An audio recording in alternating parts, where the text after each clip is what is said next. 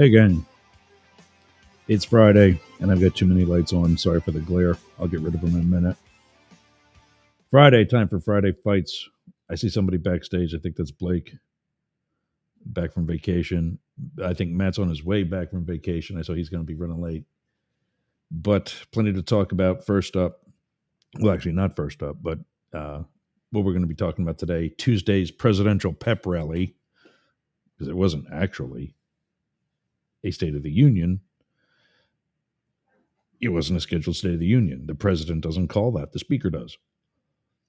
Also, federal job cuts and the private sector, the ramifications that apparently no one saw coming. And a big question on so many people's minds, can Trump actually dismantle the Department of Education? But first up, before we talk about that, what does the Department of Education actually do? Blake and I discussed that a couple of weeks ago and really haven't finished that conversation. But first, before anything, another month-long postponement of tariffs. And this time he means it, I guess.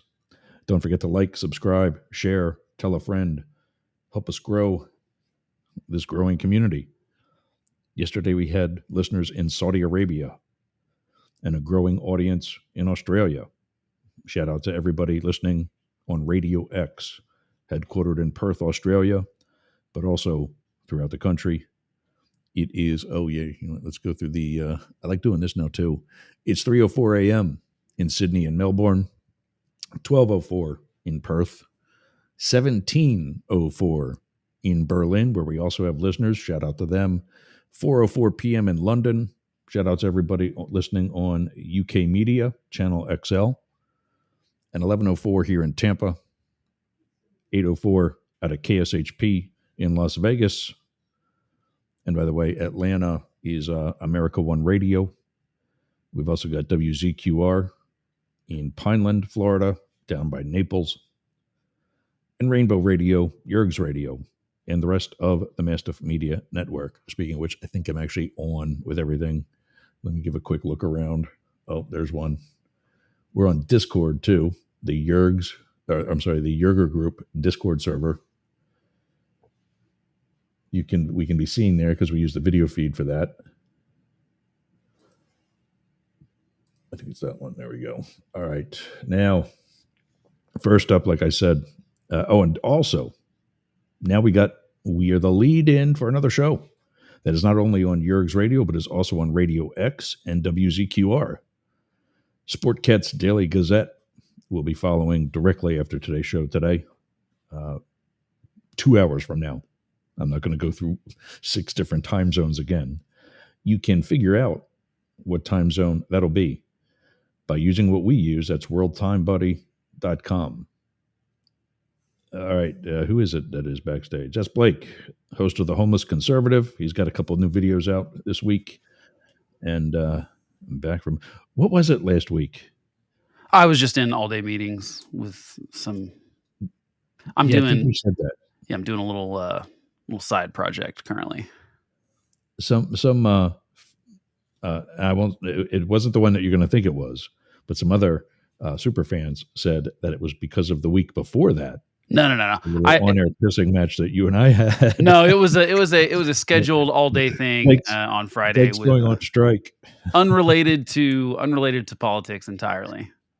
Yeah. Okay. Doing some boring data migration stuff. Nothing I want to bore the listeners with. Well, yeah. Speaking of not boring the listeners with, but I will anyway. There's been some advancement in the, how should I say it? The eventual independence of Mastiff Media from some of the third-party groups that support us now, that, like any other radio station, support us now. We'll be having our own servers, hopefully by the end of the year. And from that, the development, I doubt this will be ready. But I'm constantly bitching about, there's all kinds of stuff spread out over 4 monitors. Yeah, we need to get you some buttons. Well, I talked with some software developers, and they're going to start on a program that's both local on the computer for things like the soundboard, so that it still controls everything else, but then also server based, so it doesn't tie up too much of my computer. That'll bring together the video feed, all of the different types of audio feeds, and then things like the clock timers. Um, what else? Chat. It'll centralize all the chat like Restream does. We do end up having a lot of things up when these things are live. Although I would highly suggest this year, because I don't know if it works with your setup, but these stream decks, we can talk some tech stuff if you want to at some point after we're off air. I'm familiar with them. I don't use them because I like my physical desktop, the actual piece of furniture, to be empty.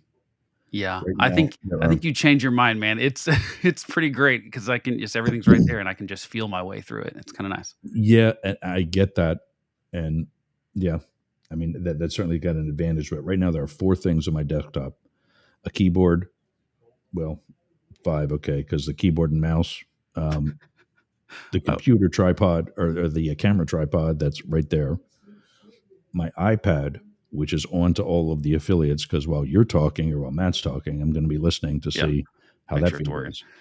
And the most important item on my desktop is the cup of coffee. Well, I mean, I'd say your microphone is pretty important too.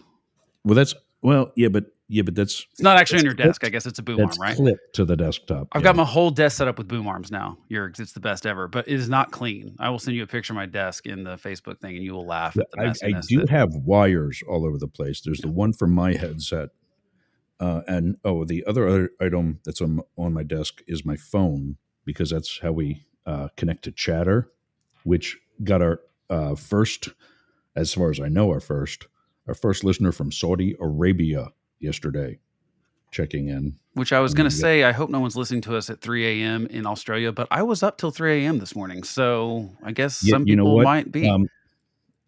Scott Browning, the president and general manager of Radio X, which is actually not like a fan thing, it's actually a business.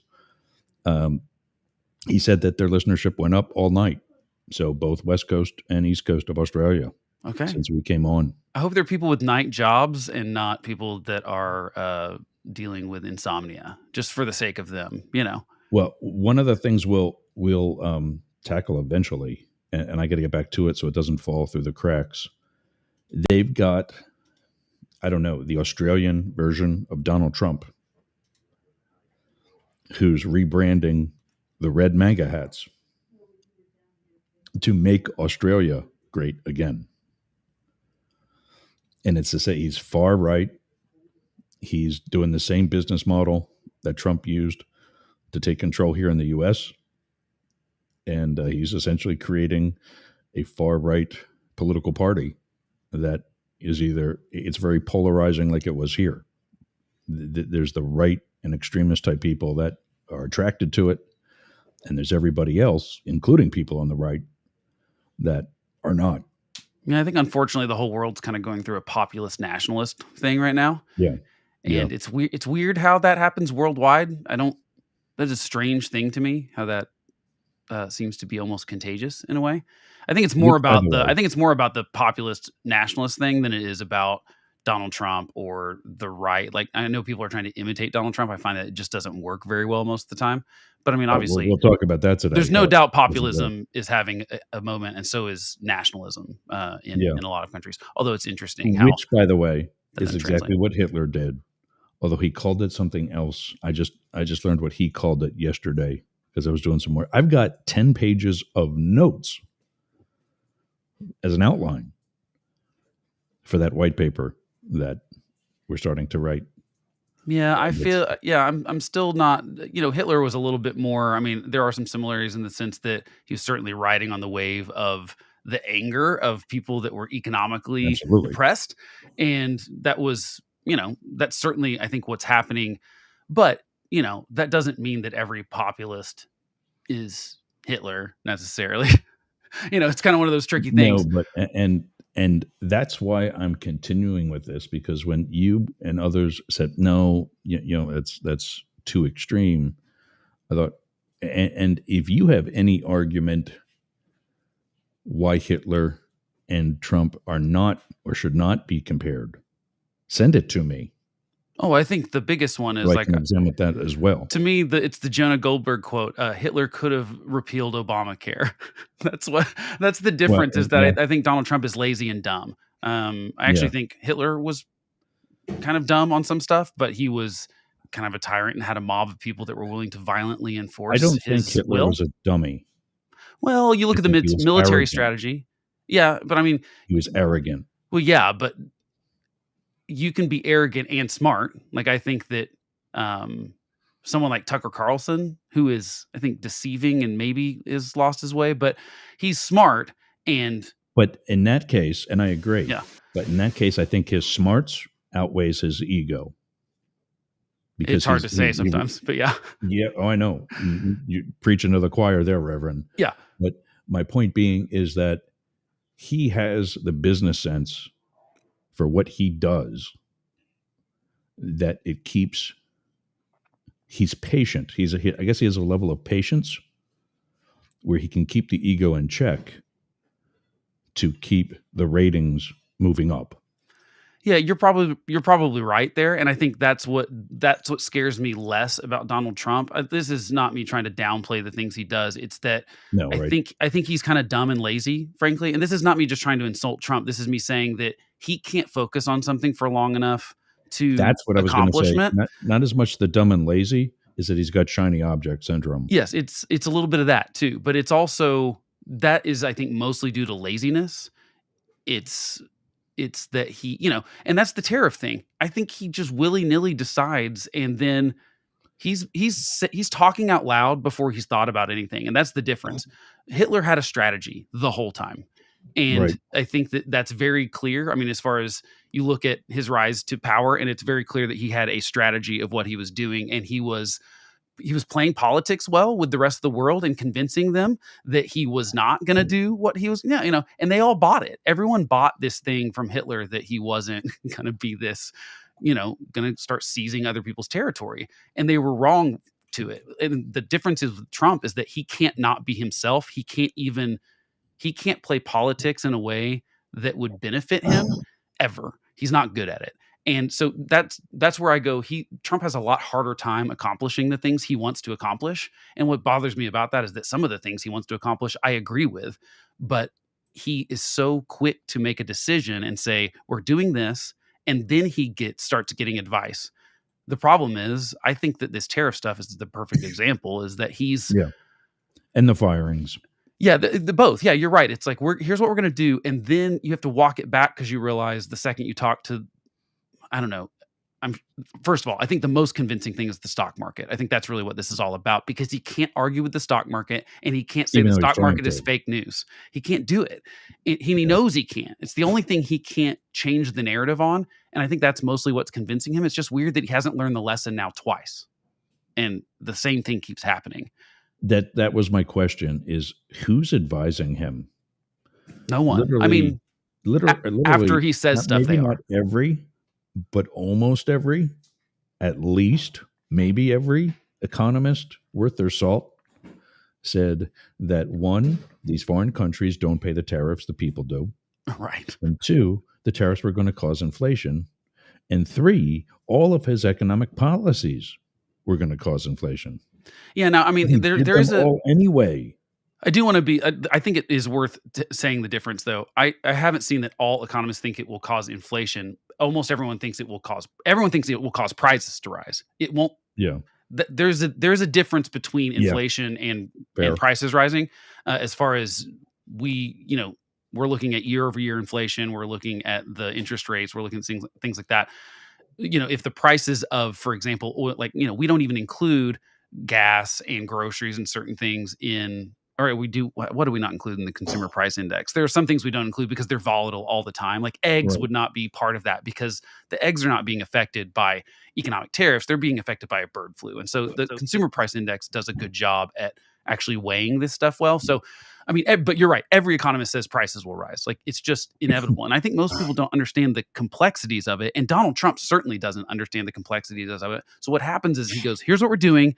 And then the automakers come in and go, you don't understand. These parts go to and from here, Canada, and Mexico 8 times before we Yeah. finish a Ford F-150 or whatever.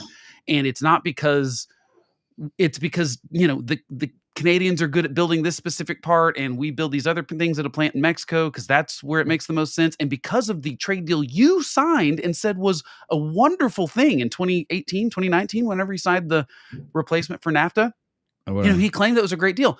That was between us and Canada and Mexico. So it's just Canada and Mexico and United States companies coming to him after he says he's going to do tariffs to show him why it's a bad idea and why it will hurt them.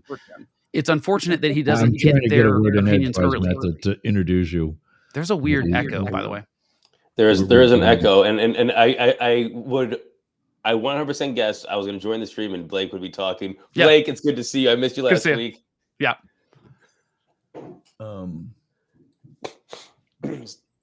Why is there? Are you hearing? We had to do all of it with. I had to fill in for you, so I had to filibuster your Yergs. Did you do me proud?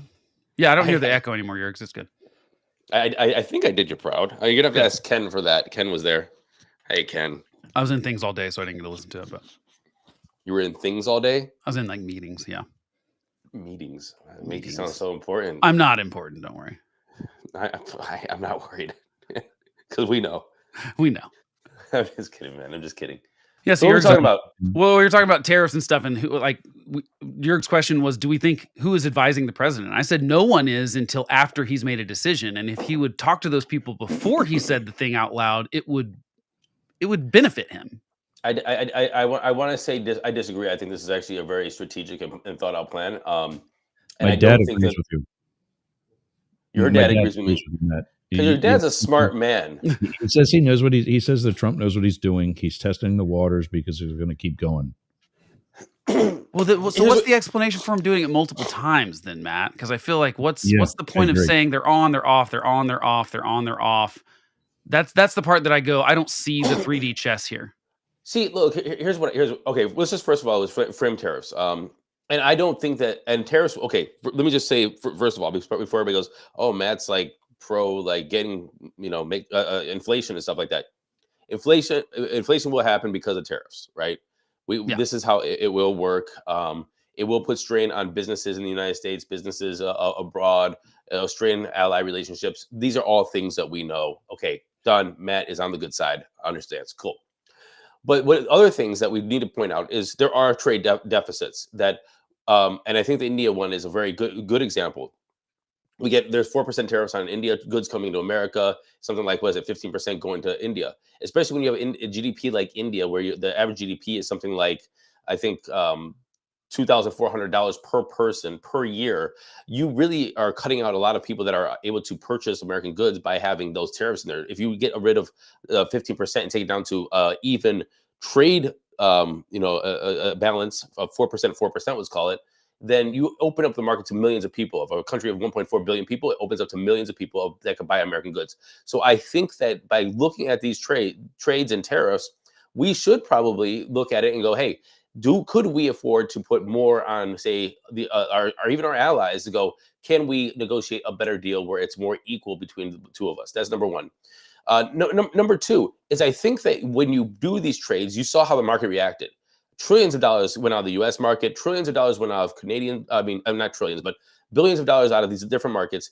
This just shows already that there's going to be pain. Who wants to do the pain? Now, it's easy to go over to a negotiating table that says, hey, everything's hunky-dory, we're good. And then we're just not going to back off and there's going to be no change. Now, if you want to say, hey, we could cause pain, we can absorb the pain a lot better. We're the United States of America. Yeah, it's going to suck for millions of Americans, but it ain't going to suck as bad for like for you guys. And then to take them off, it just shows, hey, we could do this. Trust me, it's going to hurt. Now let's go and let's talk about it. So I do think that there is a strategy behind that. Third thing I do want to say is that I'm not saying, and I have a whole theory about tariffs and what I think is happening. We can go into that if you want to, but that's a little bit me of rambling for maybe 5 minutes, and I'm going to have to pull a filibuster Blake here. But the other thing is that tariffs have been used by other countries, and I've said this on the show multiple times. Tariffs have been used to prop up their industries and in different ways. And China is an amazing example of how they use tariffs to keep everybody out, while strategically allowing different companies to come in and have joint partnerships with China to build industry, to employ people, to make cars or whatever you want, to make products, and then build up their industry so they sell China-owned products. And so, yeah, it might have a BMW label on it, but that was made in Dongbei. Yeah, it might be a Volkswagen label on it, but it's made in Shanghai. Yeah, I know. So it's like that. And then now who's the manufacturing industry of the world? It's China. And it's not because they didn't do this strategically. So I see where they could be going with this. The only thing I do doubt about this whole thing is, does anybody have a unified long-term vision? But I do think that this isn't I think willy-nilly, hey, let's just throw things at a wall and see what sticks. I don't think that that's the case. Yeah, I mean, I think that's fairly true. I think the difference that I see is that there's I mean, tariffs are complicated. Obviously, you got to dig into the weeds of a lot of stuff. But when we're specifically talking about Canada and Mexico, those tariffs very specifically is that Trump signed his new beautiful trade deal in his first term. So my point is, what's changed since then? Nothing. The only thing that's changed that is, first of all, using fentanyl as an excuse to put tariffs on Canada is outrageous. Less than 1% of the fentanyl is coming through Canada. It's a Mexico and China problem specifically. And this is why you haven't heard me complaining as much about the China tariffs, because I think there are legitimate things that we're saying we want behaviors to change with China. The reason I don't see any strategy here is because he keeps saying there's nothing they can do to change these tariffs. Both times he said that. They're happening no matter what. And within a couple of days, he says, they gave me what I want. And keep in mind, this time, the pause for Mexico, he hasn't even told us what it is. He hasn't given us any reason. See, I think okay. So my hope first things first is I would have to look at like the different industries in Canada or Mexico to understand like where there's imbalances. One thing I have noticed, and I was being reported on my show, Daily Crypto News, is that there is a banking imbalance. Now, this is just one example. I don't know how much money is this, but U.S. banks it's very hard for U.S. banks to do full services in Canada, but Canadian banks are able to come over here allegedly. So that's a regulation problem. That's a regulation thing. But still, even though it's a regulation thing, that is still an imbalance that says, hey, why can your banks come over here? My banks can't go over there. We could talk about that with tariffs. Example of that. TD Bank is Canadian. Yeah, but 16 of our major banks are in Canada. It's not. But with restrictions. Okay, I got it. Fine. We again, to go through the details, I'm just using that as an example. Yeah, but I get what industries do you want to figure out? Maybe there are imbalances that aren't really fair, and there are some things to talk about. So I'm not too sure about that. But what I will say is that, what was your question was about taking the tariffs off, right? Well, it was just like, why is he on again, off again, on again, off again? If there's a plan here, especially because, like I said, the Colombia thing, for example, is how you would use tariffs. You'd say, we're sending this plane of criminal migrants that we don't want anymore. And Colombia said, we're not going to take them. And he said, great. If you don't take them, I'm going to do a 25% tariff. And if you don't take them a week from now, it's going to be 50. That's using tariffs as a stick to say, do what we want you to do. The problem is he's not being clear about what he wants Canada and Mexico to do, because there's been these pauses have come with the first pause, all the things that Canada and Mexico promised them, like troops on the border and fentanyl czars, that was already promised in November and December. So these were things that he already had from them before he was even president.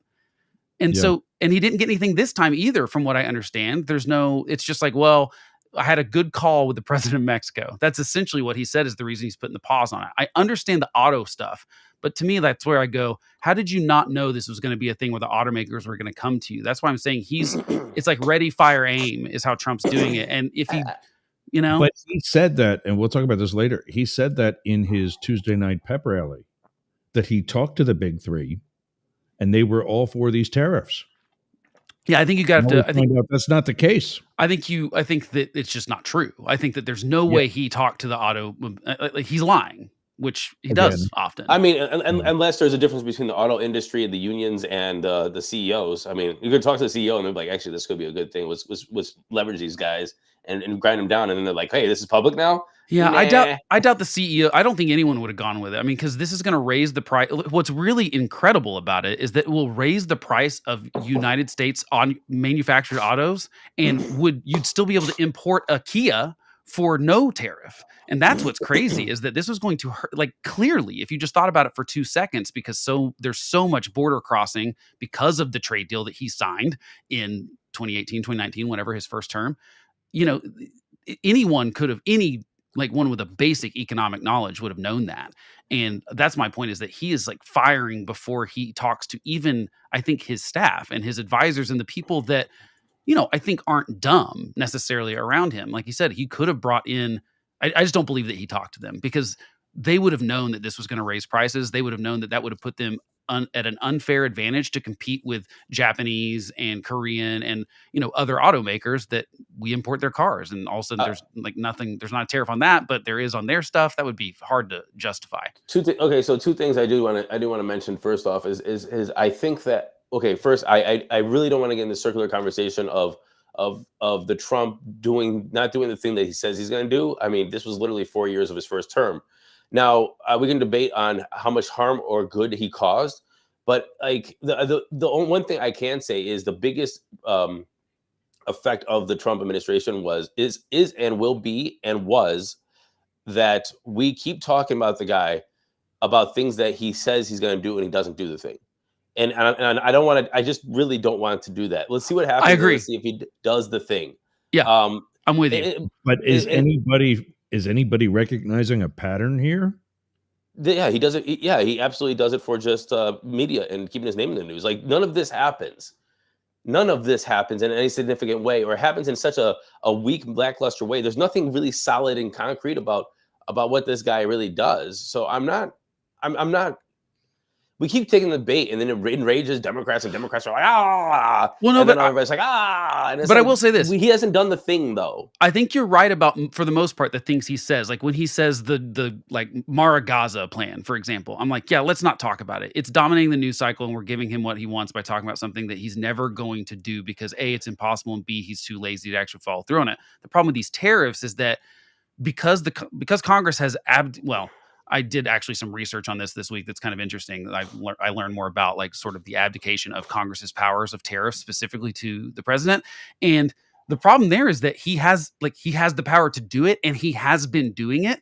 And Scott Lincecum at the Dispatch, and he's at I think AEI he's at Cato, and he had a good article. I can't find it now, but basically the estimates from the first term tariff threats, some of which he didn't go through. The estimates are that it caused something like, it's like $50 billion in less investment in United States companies, and less of companies doing things that they would have done unless they had, if they would have been reassured that they weren't like going to get slapped with tariffs. Most of this stuff that the markets don't like and that business don't like is the uncertainty. And I think that that's where he's really harming himself, is that yes, what he says doesn't matter. I don't want to like take the bait like Democrats do. At the same time, when he talks about tariffs, that is causing economic harm, even if he doesn't do anything, because the markets react to it. Look, in the crypto industry, it's the same thing. He's talking about Bitcoin reserves and buying. And honestly, here's the thing: is it's all trading the markets, bro. And it's like, so there's nothing. If the fundamentals don't change, the only thing you're doing is messing with people's emotions, and they trade on those emotions. And so it's great for the traders, and it's not really bad for the markets, in my opinion, because there's nothing substantial. And if there's nothing substantial and fundamentally changing, then it doesn't really matter for the market. What he is doing, for example, the Bitcoin crypto market, is he announced his strategic reserve. Everybody traded on the fact that the United States is going to use taxpayer money to start making a crypto reserve. And he's like, nah, we're just going to keep the stuff that we have already. And everybody's like, oh, and so who actually lost? The people who were trading on their emotions, that they think they're going to do the thing that he's not going to do. Yeah. And so nothing has changed fundamentally with that. Nothing has changed with Bitcoin or regulations or who's involved or anything. Nothing has changed besides that the United States is now going to keep it instead of selling it. And so where's the harm? The same things with the markets. We're going to do tariffs. We're going to trade tariffs. Everything's going to fall to shit. And then nothing happens. And they're going to spend the tariffs. And everybody's like, oh, you hurt the markets. No, he hurt your feelings. I don't think you can do that many times, though. I think that at some point you're causing so much uncertainty that businesses are going to stop hiring people, for example. Uncertainty is feelings. They already are. No, but uncertainty is when you have to forecast. It's important. We're talking about later is that with the job cuts in the federal market, the federal government, these people, these scientists, these park rangers, these very skilled but very pointed, educated people have nowhere to go. because the private sector has very much so slowed on hiring. We'll hit that when we get back. We got to take a break. Um, you're listening to Up the Middle. It's Friday Fights. We're actually getting along today, so maybe I'll retitle it Friday. Oh, just Friendship wait, bro. or something like Don't that. don't Maybe don't that's don't something jinx it. coming. Oh, all right. You're listening to Up the Middle on the Massive Media Network. Take a break. We'll be back right after this. What are you doing later? I'll tell you what I'm doing. I'm going to the gym, but not just any gym. Momentum Fitness and Wellness. Walk right up to the door. There's a QR code on the door. You can sign up right there. You've got no excuse. But not only that, their equipment is amazing. It's kept up well. It's expanded. There's stretching area. There's CrossFit. There's hardcore training. A dedicated area for stretching, dunk tanks, sauna, everything you need to get that Hernando beach body or keep your Clearwater beach body. You can train with your shirt off, you can scream, you can yell, and you won't be intimidated either. Go to Momentum Fitness and Wellness on US 19 in Bayonet Point, Jasmine Estates. Build the momentum.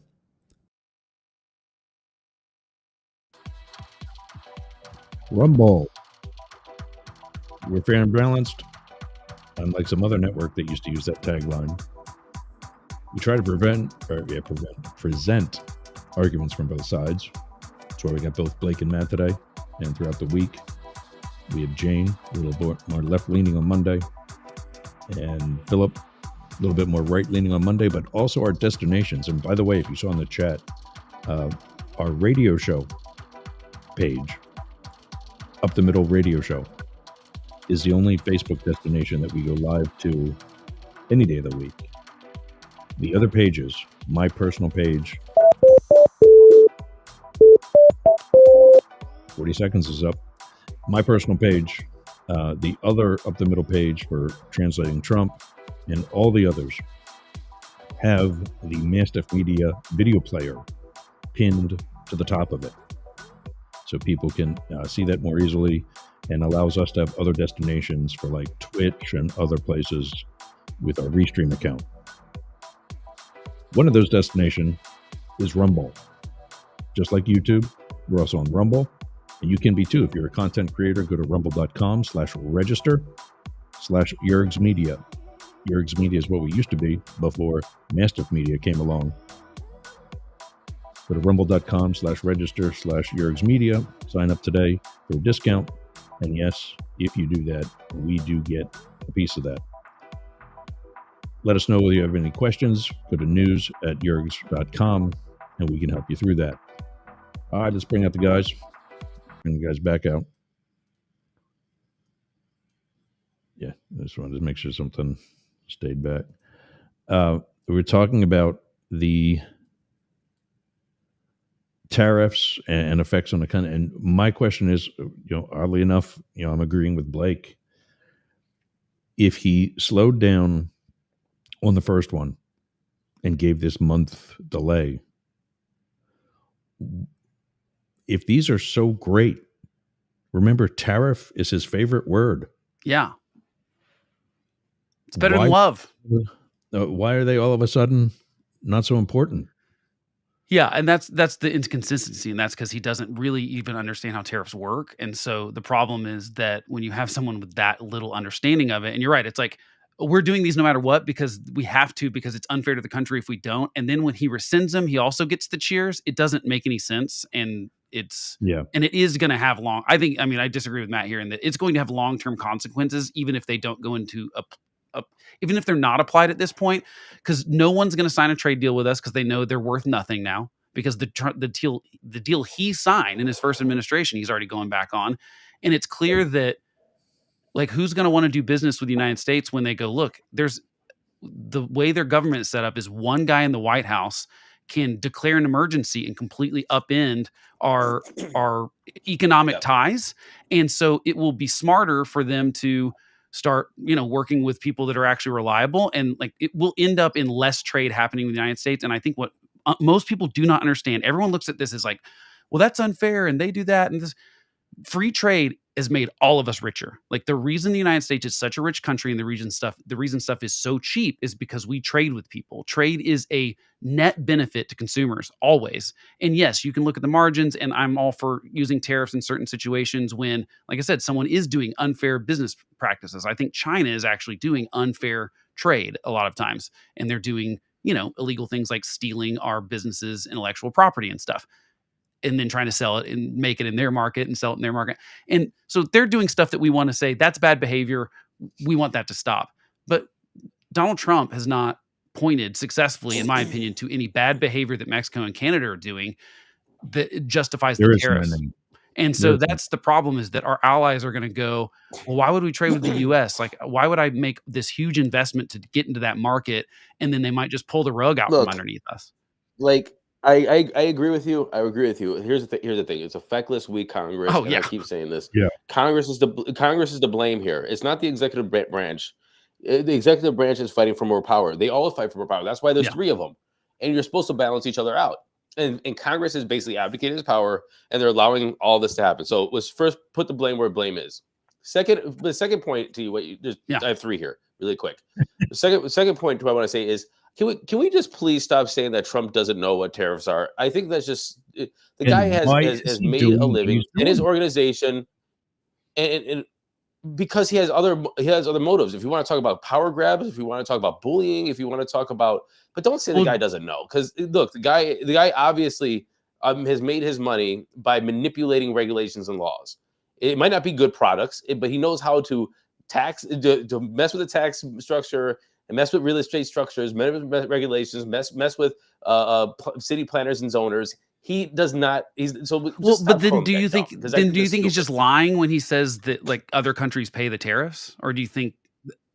I think it's politically, that's what he's doing, because the people don't know, and so he's Trump says it, the people don't know. Next thing you know, he has a populist support because of the thing that he said. So I think that's the thing. He's not, no politician's going to come out and say, like, hey guys, we're going to do some tariffs, and by the way, you're going to pay the bill.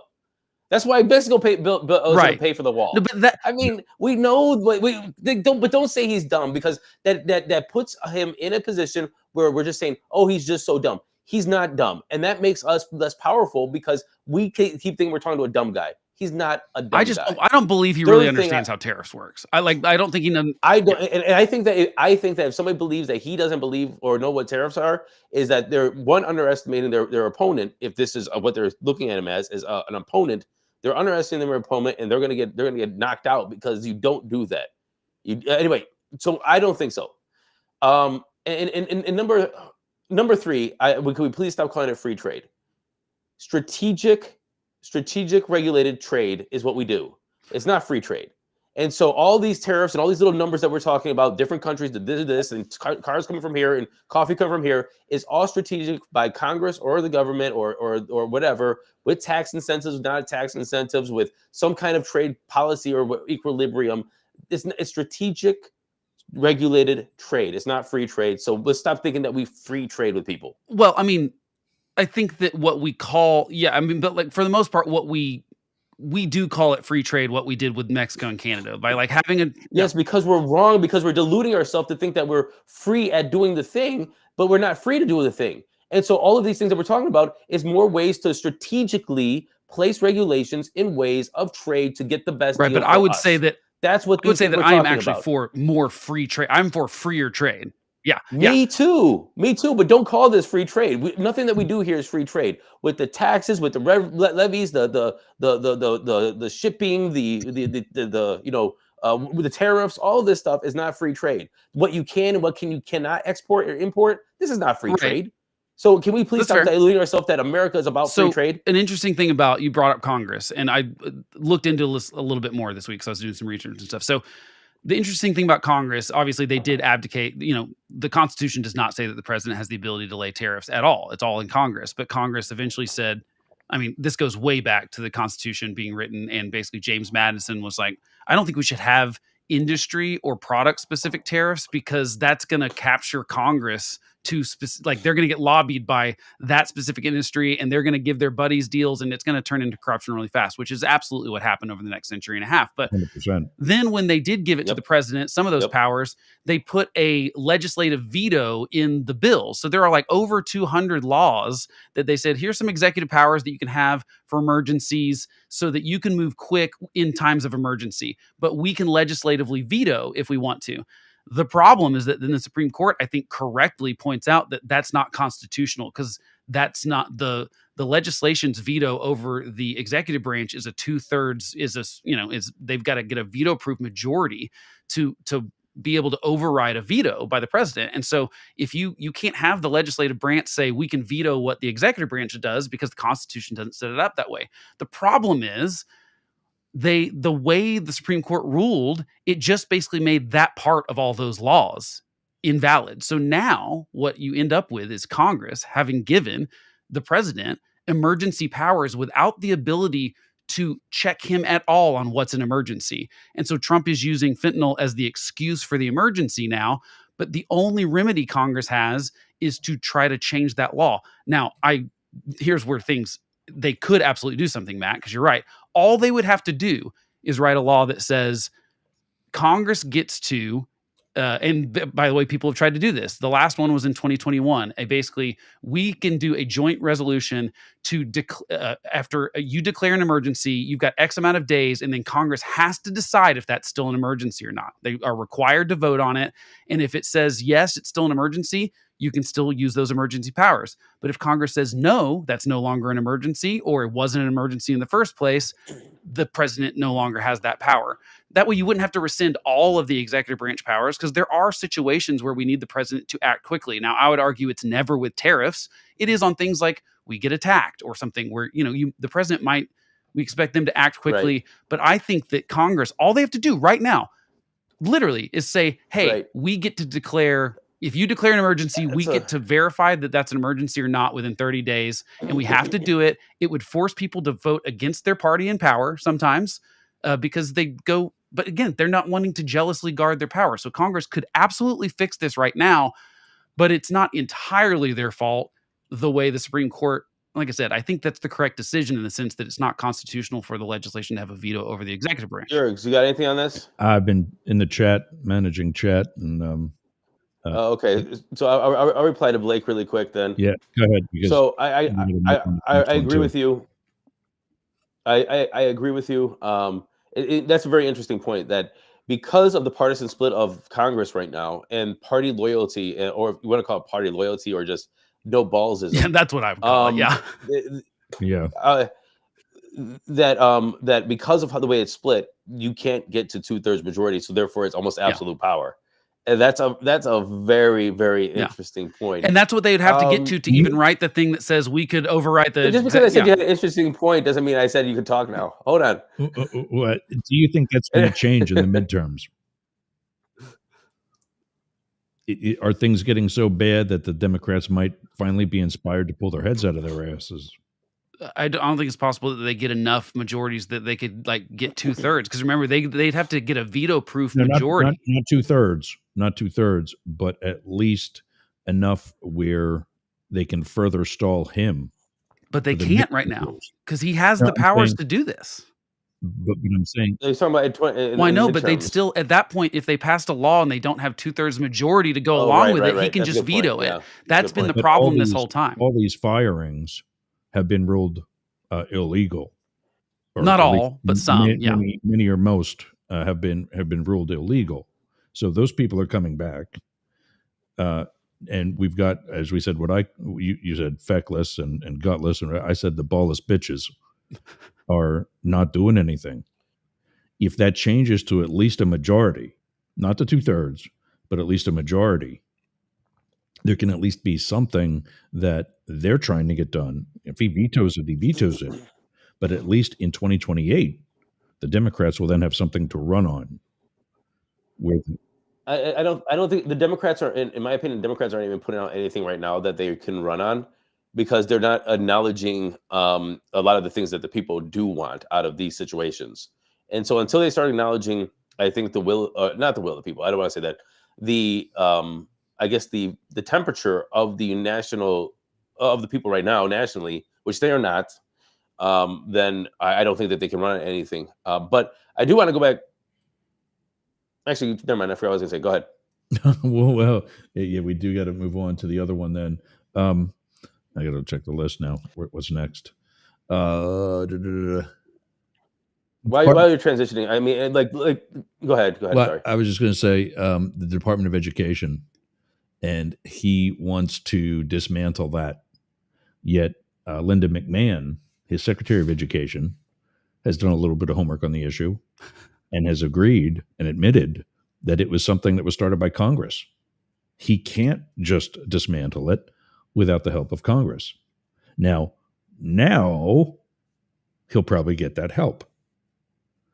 But if she or he or they clown around for the next 2 years, and that balance changes to at least the minimal Democratic majority, he's not going to accomplish that either.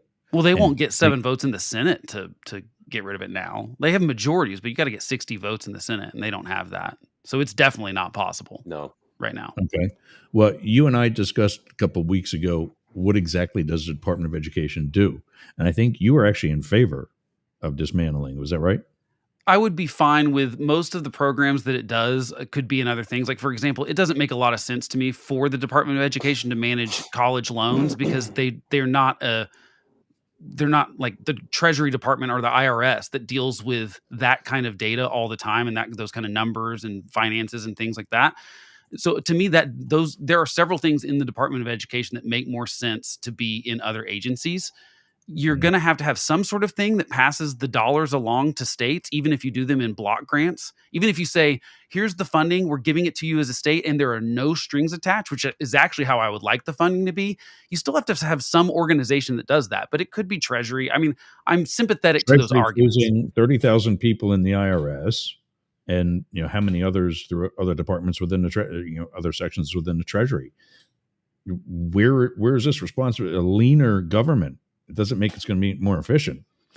Right. And that's what's interesting is that I think we get the two things confused too often. I've said over and over again, there are probably some agencies to be more efficient will need more funding and people working there. Like the Correct. IRS is not necessarily one of those, but I do think that we need more processing for example, for immigration. We absolutely need that. That is something where if we want the government to be efficient, we need more money and funds there. And same thing with there's a law enforcement element there. If you want the Department of Justice to be able to go after crimes, they need funding. They need agents. They need prosecutors. And so I shared this, I don't know which day, so I don't know if you guys heard it, but I shared this a few weeks ago. Since September 11th, what is he doing? Are you working out again? What do you got going on? Is that a stash?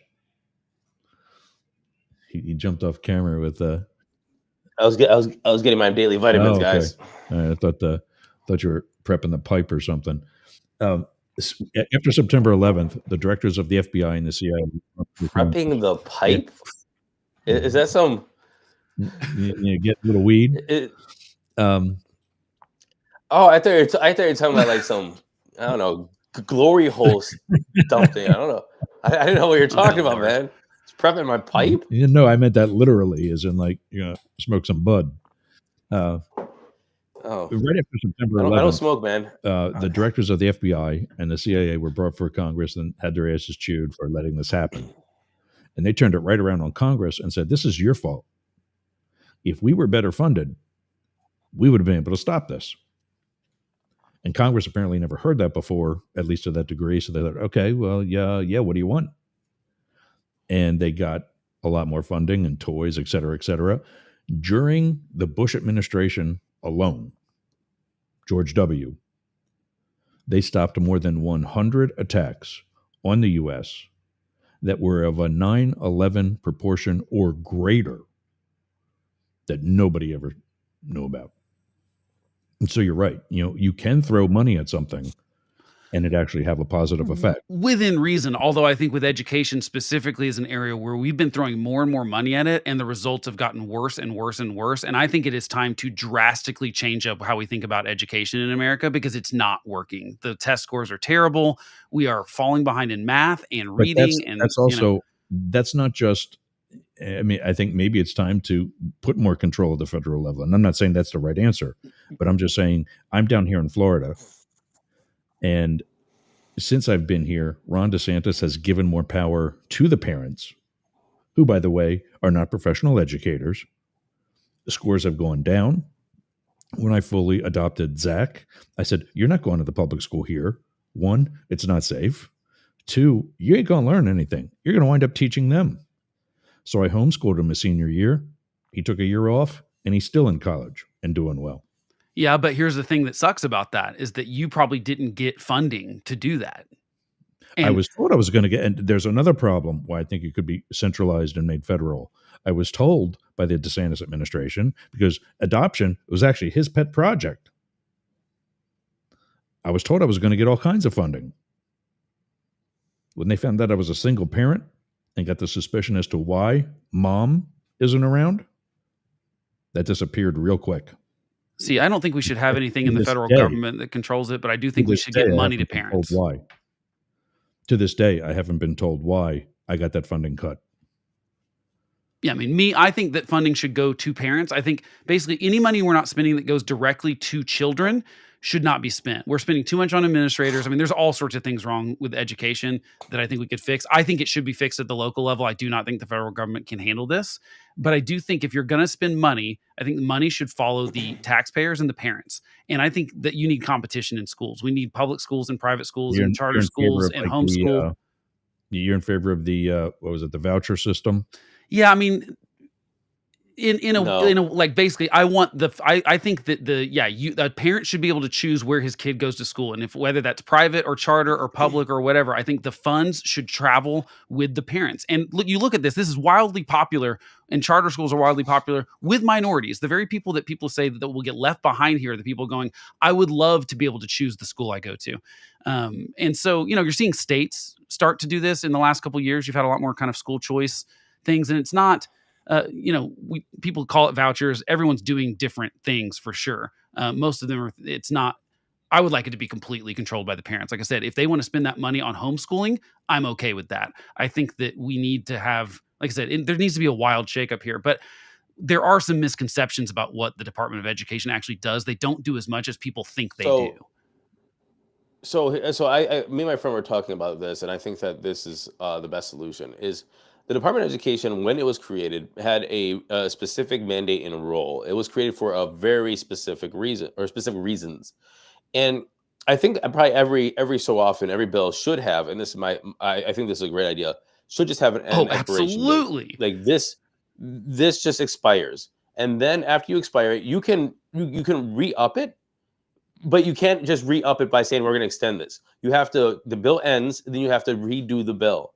And that means, like, even if it's the same bill, it has to go to a vote again and then you will have a debate about the bill. So I think the Department of Education, just because Congress made it, doesn't mean that it just should stay there in perpetuity. Totally as agree. it is. It should expire. They should relook at the funding, relook at the mandate, relook at the direction, relook at everything, and then Congress should decide if we're going to have a Department of Education, and if so, what does it look like? What does the funding look like? What do they do? And it should happen with everything, not just Department of Education, but everything. It should just expire. I agree. and Everything should sunset. figure I it think out. that would be a genius way to do it because they could no longer what they're doing now. Well, first of all, and that goes to the efficiency thing too, Matt, is that right now there's like a civil rights department in every one of these departments, in education, in DOJ, in all of these different things. There's these civil rights violations. It's like, why don't we just have one agency deal with all the civil rights violations across the board and be the experts at that? We're being really inefficient by these things get bloated and bloated and more bloated as they, and the Department of Education's been around for 50 years now. So it's Right, with all totally different mandates. Okay, so that's my number one thing. I think everything should sunset. Number two, and number two is that I'm having a problem agreeing or disagreeing with the voucher thing. while I do agree with and maybe I'll put this up to you guys. While I do agree with school choice and competition, I kind of feel like tax dollars for public schools should not be going to private schools. Um, but and one thing that these vouchers do not do is allow school choice within the public school system. And so what you do, and I think it's probably the same in every state, is how it is in my state. If you live in a city, you have to go to those schools. You can't go to the places next door.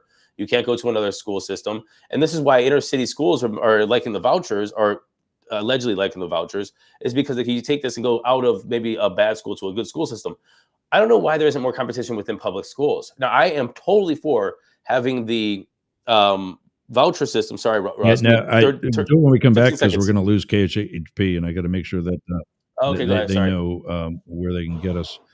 This is the first hour. We're going to lose you on American One Radio and probably ZQR, although they're playing a previous episode anyway, and also 1400 AM and 1071 FM KSHP Las Vegas. Come over to Yerg's Radio, YERGZ radio.com, or go to Mastiff Media and find out where all the different little places you can get the video feed for everything. That I've got to try to get rid of this overlay. There it is.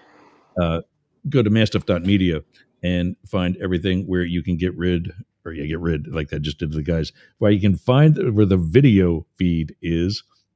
We got to take a break. You guys can get your vitamins, refill your coffee.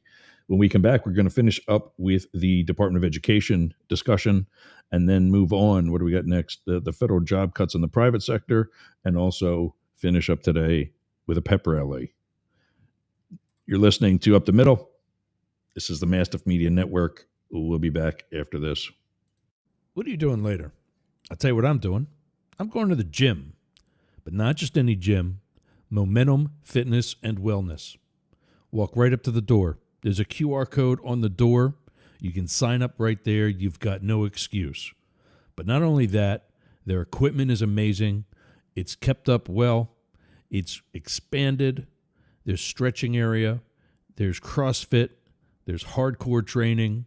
A dedicated area for stretching, dunk tanks, sauna, everything you need to get that Hernando beach body or keep your Clearwater beach body. You can train with your shirt off, you can scream, you can yell, and you won't be intimidated either. Go to Momentum Fitness and Wellness on US 19 in Bayonet Point, Jasmine Estates. Build the momentum.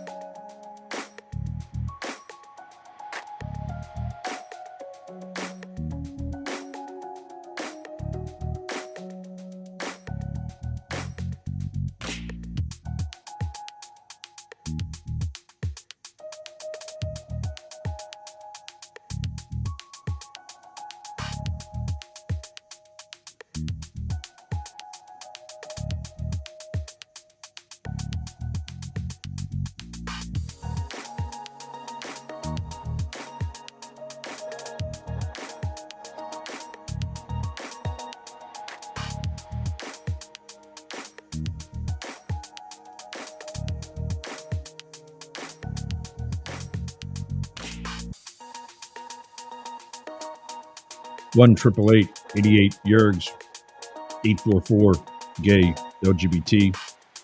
And until we actually have celebrities calling in, we're using the celebrity line 2. You can call us on Google Voice at 813-358-3866. Stay tuned for the analysis of this past Tuesday's pep rally,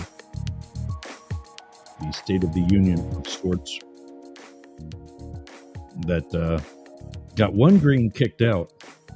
But when the other president had that same type of event, the other green got to stay. We should be able to get to that by the end of this next hour. Let's get back to the different options that we're creating for a better Department of Education, if it even stays at all. Why do you keep going down there? All right, this new music is grooving, man. I was dancing. All right, I gotta go. There you go. All right, so I'm gonna continue on my thing about the vouchers really quick, and I want you guys' opinion. Yep.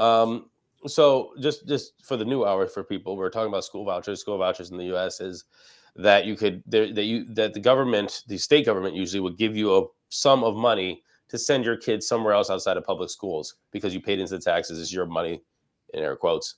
Then they give you the money to go somewhere else. And that can be private or in some cases homeschooled, but not all states is homeschooled.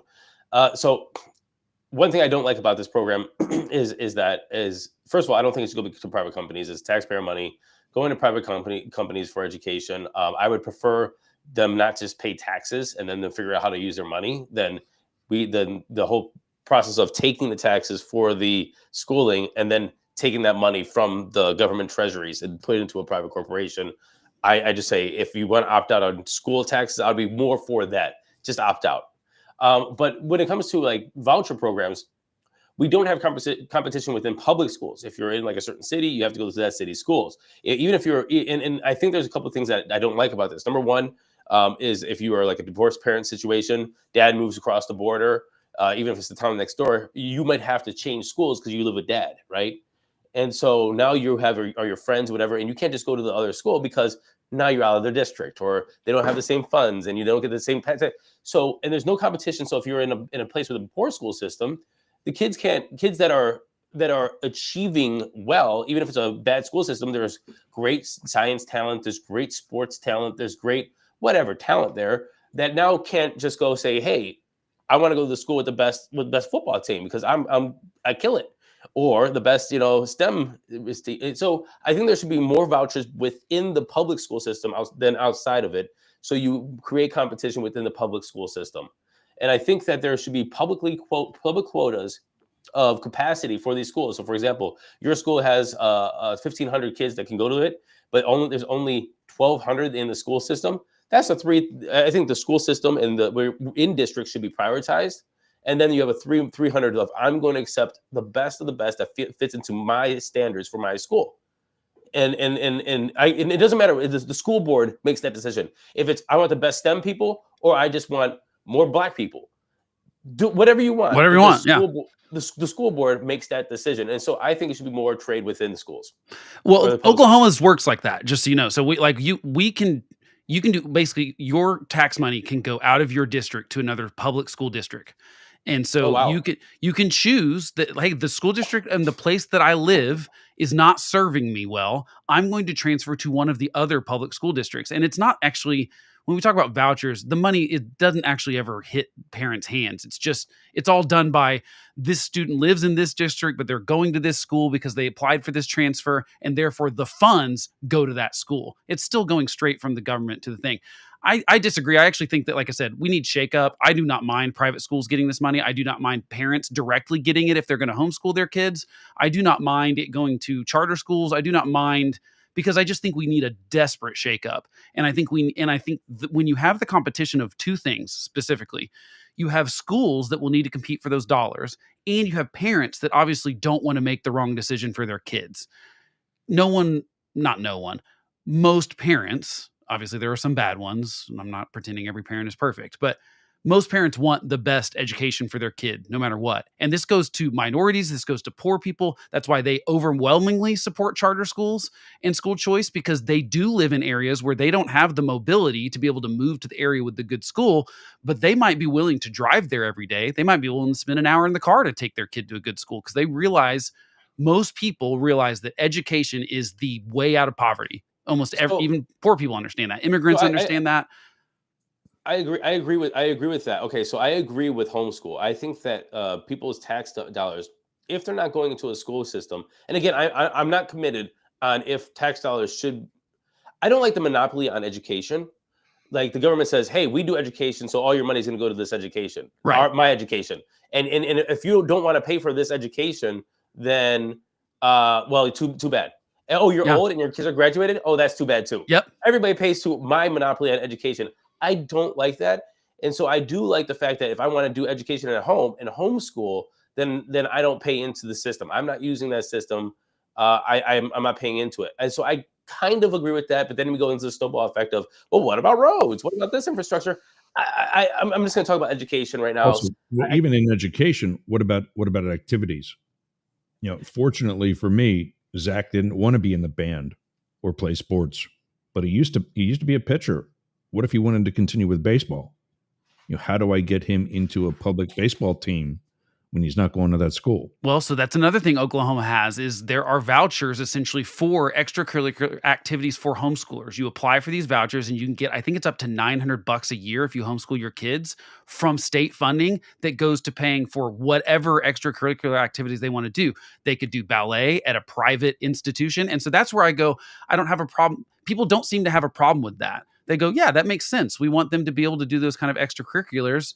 You can do it on rock climbing if you want to, for PE. Whatever you want to spend that $900 on, you can, as a family, decide what works for your kid. There's two reasons I love that. Is because, one, I think we need to treat kids more uniquely than we do. We have a great school that's right across from our church that is it's a public school, but I think it's technically a magnet. I can't remember the difference between them, but it's essentially a specialized school where everything is arts or science or STEM related. So you have to kind of pick a major when you get to high school, and you have to, like, so it could be piano, it could be engineering, but like you pick sort of a major and you're like really focused on that thing. And so it lets kids that are specialized in something that they have a really high interest in and be a little more specialized. I love that, because I want to see weird schools where I want to see weird artsy schools and weird science schools. And I do too. You know what I mean? I want there to be more unique. At what point are students or kids too young to declare some sort of major? One of the things that drove me crazy was when I was at Penn State, I would see sophomores and juniors still undeclared. Yeah. How do you not know what you want to do by your junior year of college? When you're spending a lot of money on that at the time to not be declared.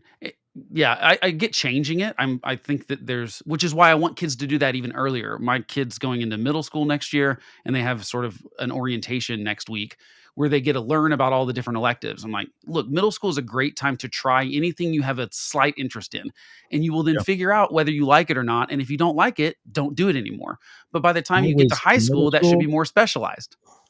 In middle school, what back in my day was called junior high school in my district. This was 7th, 8th, and 9th. Yeah. Now it's 6th, 7th, and 8th, and the 9th graders go to the senior high. But I was the sports director at the TV station, and I was the editor-in-chief of the student newspaper at the same time.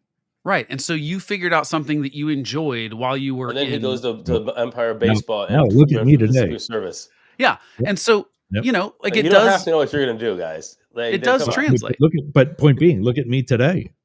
Right. But you should at least, like, you don't have to specialize to know what your lifelong career is going to be. Because honestly, I think the economy is changing in a way that it's not going to be like our parents that had a job for 40 years and then retired. That's just not happening anymore. What's normally happening now is we're needing to train Americans to be better learners for their lifetime. So you may change careers every 5 years the way technology is going to change it. And you need to be a lifelong learner.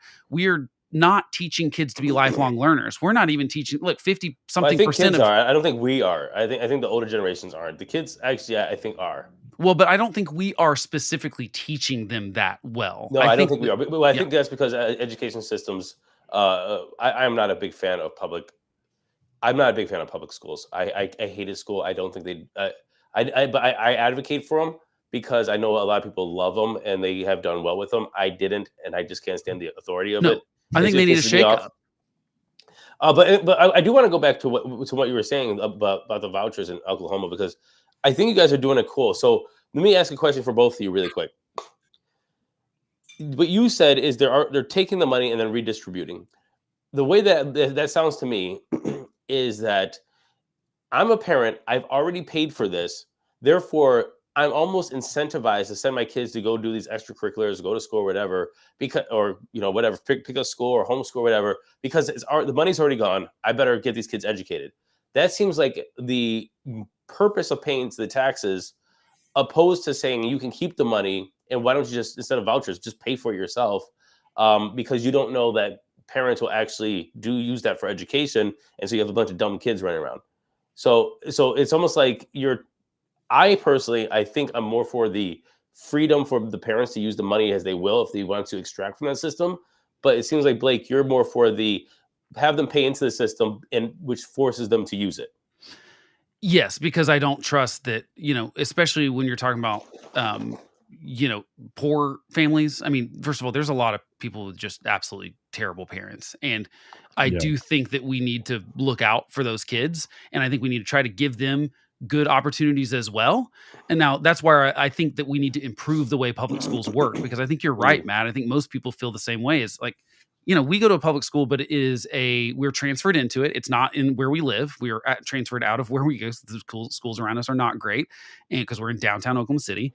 And so we transfer to another school district, but they have purposely tried to keep it small. So that's one thing that the schools can do. They can say, we only want our school to be X amount of size.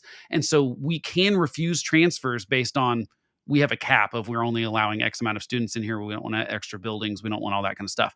So there is freedom there. They're not forced to take kids that they don't want. And because so much of this public school is transfer, something like 70% of the school is people that are transferred in, they have this stick that is, if you are not a good student, if you are a disturbance, if you cause problems, if you fight with people, we can kick you You're out out. because you're a Yeah, transfer. 100%. Yeah. And it forces parents and students to consider that they can get rid of you. And I think there need to be those kind of consequences in education in both directions. I think for the kids and for the parents, I think there also need to be those kind of consequences for the schools. If they're not educating Agreed. the kids, they need Agreed. to lose their funding and potentially close. Teachers need to be fired if they're bad performance teachers. And we don't want to get into the union stuff, because I mean that I think is really where a big problem is the teachers unions specifically. It's not the teachers, it's the unions. I think public unions are just kind of gross when you think about how they are essentially in charge of funding the elections of the people who are going to be their boss going forward. That doesn't seem like there's an actual check on them. And so I agree. I just think we need a massive shakeup, and I think schools should be more specialized. You cannot do that from the federal level.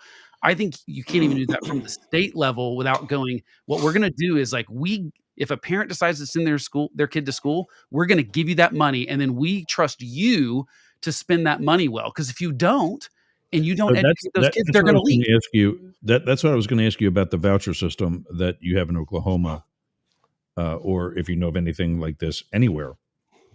As a single parent, I get X amount of dollars to our gym class. Actually, he had two. One was boater safety, where we learned how to, the Coast Guard regulations for being on a The boat. most Florida shit ever. Yeah, that is Yeah, that is yeah, very it was Florida awesome. man of you. Yeah. Right outside that window sits $50,000 worth of jet skis Yeah, and how to that we escape a know how to gator. operate properly. And then the other class we had for physical education was the weight room. We went and worked out during the day, and that Wait, was his are gym we class. not going to address that Jurg spent $50,000 on jet skis? They're Like, expensive, Two of man. them. Jurgs, And, bro, and, They're and calm down. crazy. Buy Bitcoin. they're What are you doing? hey, hey, if you want to go 70 miles an hour on the water, that's the way to do But it. that's actually a perfect point to prove that why the federal government shouldn't be in charge of it. That makes sense in Florida. That would not make sense in Kansas. And so there No, are, I mean, not jet skis, but I chose that because I homeschooled, and yeah, that was what I chose to be our phys ed Well, yeah, classes. but My point that's being, what he's if saying. I Yeah. got money, right. to pay for that Coast Guard class, if I got money to pay for a gym membership for his physical education, is there anything that you know of where I actually have to turn in a receipt saying that in fact is where the money went? At least not in my understanding of the way it works here, at least, is that if you homeschool your kids or they do uh, private or charter or some sort of, I can't remember exactly how it all works now because it's changed a couple times. So don't quote me exactly on how this works, but it is a check that you get. It's a for that money, and then you are then supposed to spend it on those kind of things. But no, I don't think there's a So, now obviously if and they think you're doing it here's my problem with fraudulently, that. if you claim you have a kid you Here's my don't. problem with that. Yeah. When I was a baseball umpire, one of the guys I umpired high school and American Legion baseball with was an accountant, and he would tell me about how he worked in the one particular section of the city of Reading, Pennsylvania, that was mostly Latino. And the first question he would ask his clients when they came back from the previous year, any new kids? Because they didn't realize, all they knew is that by having another kid, it was another deduction. They never realized it was also another mouth to feed. Mm-hmm. And all they're worried about is having that additional deduction at tax time. So I forget where I was going with that. Yeah, I mean, I get what you're saying. There are people that abuse this. It's the same thing in like the foster care system. There are people that abuse it and are not using the money on the kids. They're using it on themselves and stuff. I think the problem is those are rare. This goes kind of to Doge doing waste, fraud, and abuse. There's waste, fraud, and abuse for sure. That doesn't mean you take a hatchet to the entire thing and say it can't work, because there might be some waste, fraud, and abuse. I guarantee there is that goes on with any of these government systems, but it also happens in Medicare. It also happens in Social Security. It also happens in Medicaid. That doesn't mean you just go, you know what, we shouldn't do Medicaid at all because sometimes it's fraudulent. I think that's where I go. You've got to go that you got to say that most people are going to use it well. And I think when you give parents the power to choose that, you will see competition happen, and you will see winners and losers. And most people are just desperately wanting their kid to not be at the loser school. That they want their kid to be educated, and especially going to minorities. Again, minorities, poorer people, immigrants, especially, when the generation that has the kids was not educated, you see a common thing, especially with immigrants, specifically in the immigrant community, which we have a huge Vietnamese immigration community here. Most of my Vietnamese friends, their parents were, actually immigrated from Vietnam to here. And so all they cared about was their kid being educated. And you see that like in Asian culture specifically. They are, by golly, you are going to be well educated and you are going to have a better life than I did. And unfortunately, that hasn't translated to all cultures, and it doesn't translate across the board to all poor people, because unfortunately some people are not educated enough themselves to understand the value of it. But that's where the state can step in and say, we want this for every kid. We want to see that every third grader is reading at the proper level or above it. We see these numbers dropping as a problem, not just for that kid, but we see it as a future economic problem for the country, for the state. And I'm all for specializing, even between states. Like Florida is going to have different education programs potentially than Colorado is, 100%. even based just on 100%. the industries that are in those states. Like we're going to have more 100%. oil and gas stuff. Like we have, because we have a lot of that industry here. And so it makes sense to kind of train people for the jobs that are in the area they're in. Not that you have to say that's exclusively what you educate them on, but I think that we've got to allow people to get a little more weird. And I love that Democrats now are all for federalism, because Donald Trump is the president and they're all of a sudden like states' rights and this should be a state issue, not a federal thing. I agree with them. I just wish more people would get on board with that all the time instead of only when their party's not in power. Yeah, I'm 100% for federalism. The only time I'm not is when it comes to discrimination against people across borders, and that's when I personally draw the line. Like healthcare is a thing that should be universal across the U.S. You don't get different healthcare or from one state to the other. different outcomes of. I'm sorry, you can't like shopping at one store or another store, like or discriminating against different people in stores. Like that's just that's the only time when I start to going like, yeah, federalism is. I don't think a state should pass a law to say, hey, you can discriminate against black people or gay people or whatever, or white men in my shop. Or I just don't. That's not cool. Although even there, I mean, we've had this discussion before. I kind of think that people will not support those kind of businesses, and it will work itself out, kind of like the schools would. Yeah, but the problem is, and when you have certain communities, let's just say you do have a community, let's call it Christian white community that says, hey, we only allow, let's just call it Christian white men or whatever into the stores, and you do have tourist people or whatever coming in.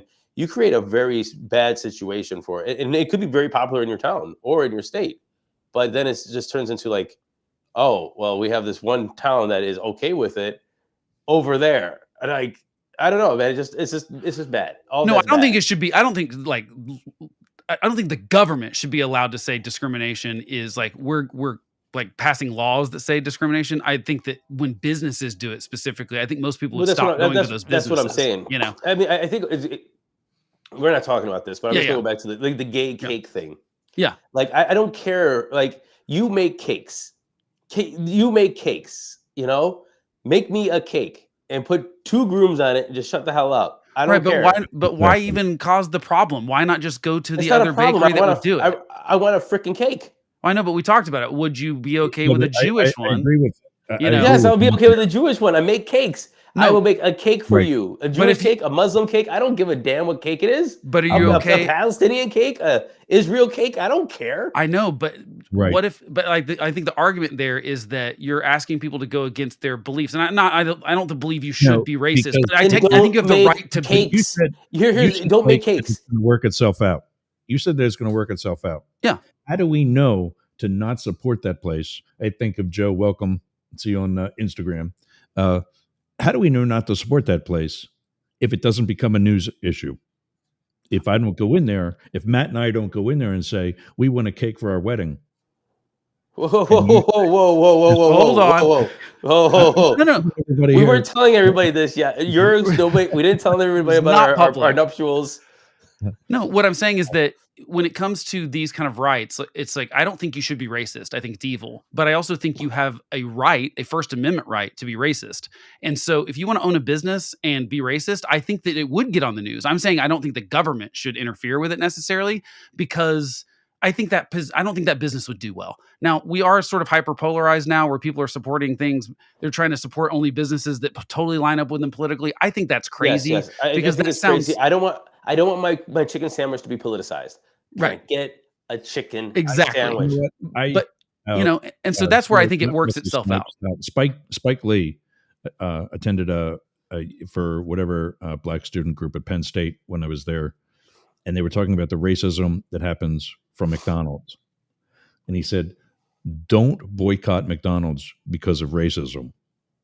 Boycott McDonald's because their food sucks. Yeah. Like that's kind of the point.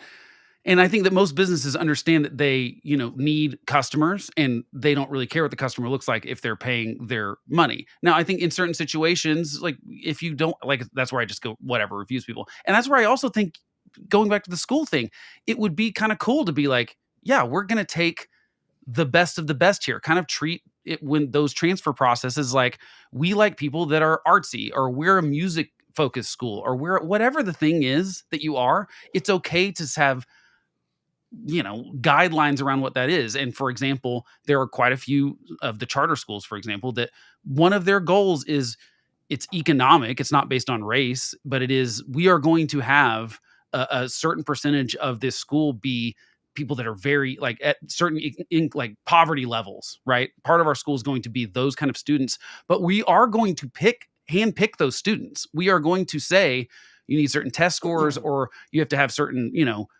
whatever it is, it's an interview process, whatever you want it to be. I think that's okay. But again, just let there be some freedom here. I think the problem with, I'm sorry. I'm going back to the cake thing. I'm just bothered by this. Yeah, I'm bothered by, okay. I'm bothered by this because again, it's like the smoking. Sorry, but I had no other example, honey. I had to just pull that one out. Yeah, no worries, baby. I'll take it on you later. After a Oh, couple boy. beers, I'll show you what's up. There we go. Andrew I'll Tate teach you style. to shut your mouth. Yeah, Andrew Tate style. Right. What are you, 6'4"? 6'1". You're 6'1", 6'1", what, about 240? I just learned, and it's not a good 240 either. I just had a checkup yesterday. No, 2 days ago, from when I was sick about a month ago. And yeah, it's not a good 240. So when mom and dad leave next So week, I'm 5'10". hard. I'm 5'10" and a not lean but pretty lean 200. So I don't know, man. I think I could slap you around a little bit. I'd I'm not too watch sure. this physical fight. I think it would be fun to Yeah. watch. It's been a while since I've Get done y'all anything rough, some gloves and stuff, and let's see if it works. But think yeah, I I mean, think no, Ross has size. I mean, hold on, anyway, is- let's talk. Wait. Yeah. did he just I didn't lean make. back I in didn't even his chair talk to about. adjust? Did Matt just lean back in his chair to adjust down there? this is the angle that every guy sends a pic to girls. Yeah, it's not. It's not a flattering angle. Don't do it. Yeah, right. Don't do it. No, I get what you're saying, Matt. I get what you're saying. Wrap it up because we got. Wait. Let me go back. Go ahead. Yeah. I'm sorry. Go back to your cake. So yeah. So it's like can restaurant or okay. Here's the argument I would buy. If I make cakes and I make wedding cakes, I will not buy the argument that I don't make gay cakes or black people cakes. I would not buy that argument. If I was a cake maker but I don't make wedding cakes, I would buy the argument that I just don't make wedding cakes. There's a difference between framing the arguments that says, "Hey, I'm a baker and I bake bread and muffins and brownies, but I don't bake pretzels because I don't do pretzels." That's different than saying I don't do gay pretzels. And I think that's where we have an issue of like if that is the framing of it, and it goes to like this conversation around Bitcoin, right? Honestly, and there's a difference between not being able to do something and not doing something, right? So, for example, there was this thing called Ethereum, the Ethereum DAO hack back in the day. And the Ethereum DAO hack happened is they're making this decentralized autonomous organization, and they lost. I can't remember how much it was. It's called $70 million Ethereum, $70 million of Ethereum, and they're like, well, we got to recover that. And so they chose to fork Ethereum so one chain had the money back and one didn't. That is different than having a chain like Bitcoin that doesn't allow any kind of change within if you lose your Bitcoin or if it gets hacked, you're done. You're just like, you can't do it.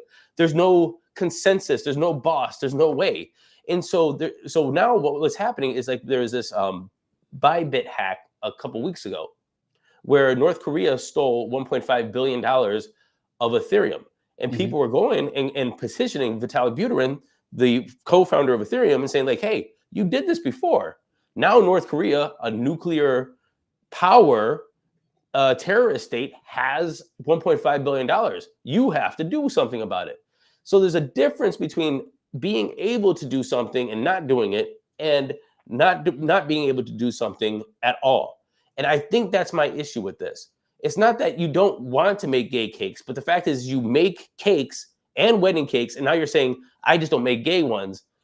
That's an issue, and that's an issue where I think that we need to we have to address. So there's a difference legally. If you have a bakery, for example, and you sell cupcakes out of the storefront, legally, civil rights law says you cannot refuse someone for their religion, for their sexual orientation, for any of those things. So if a black person comes in and you say, I don't serve black people here, that's a civil rights violation.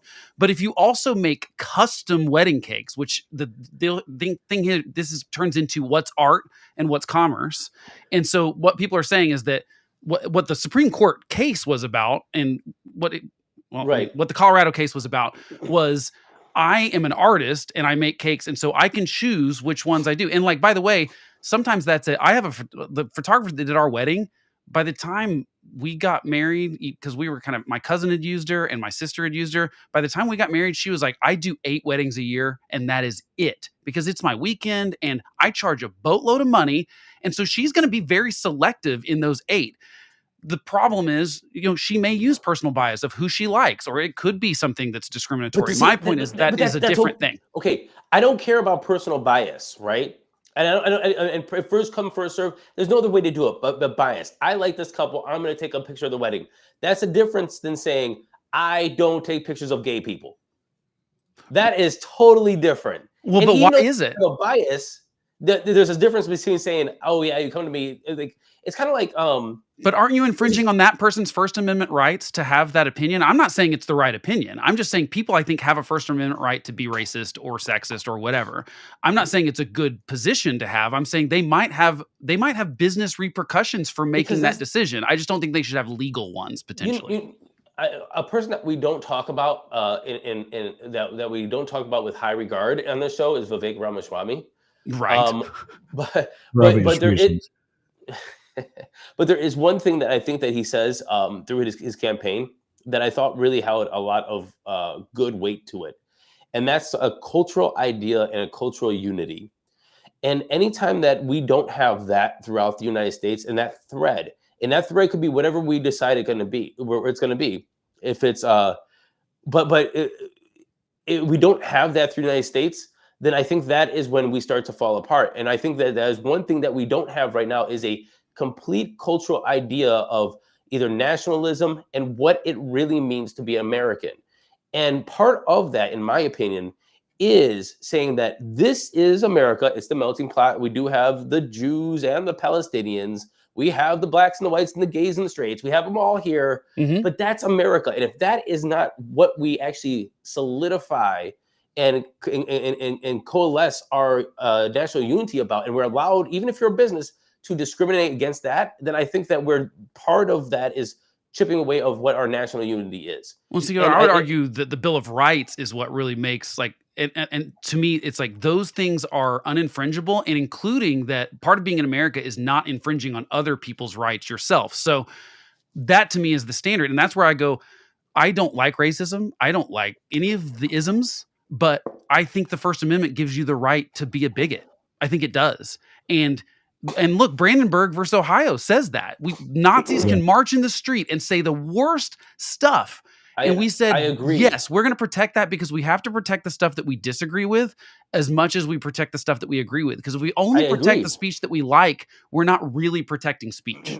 I 100%. I 100% agree. I don't think that goes into business. If you create a business, then you play with the rules of a unity of, hey, that goes to civil rights and civil rights acts and discrimination. But why? Why are we regulating business any different than marching? Why are we regulating business like that? I don't think we should. I think that there needs to be more freedom in that. And I think that there's, like I said, when it comes to speech things specifically.